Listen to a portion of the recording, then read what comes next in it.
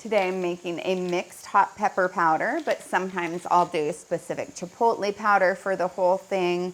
Other times I'll do specific chili powder. It's really kind of fun.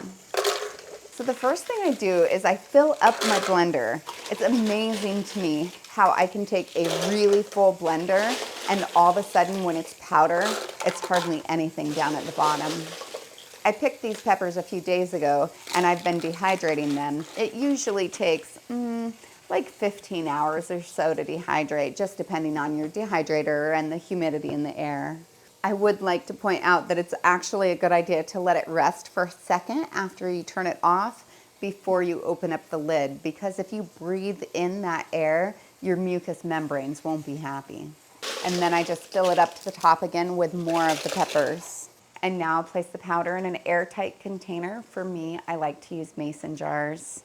I do try to be careful about breathing in that powder even here, because as you disrupt it and it goes through the air, it can get you too.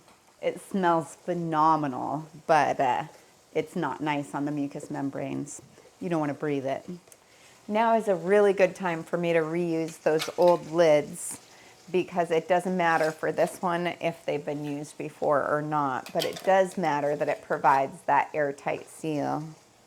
And then I always make sure that I label them, because it is so easy to forget which one is my chipotle pepper powder, which one is my chili powder, and which one is my mixed pepper powder. And that big bowl gave me 2 pints as well as 2 little half pints, so quarter pints I suppose, which are perfect for gifting.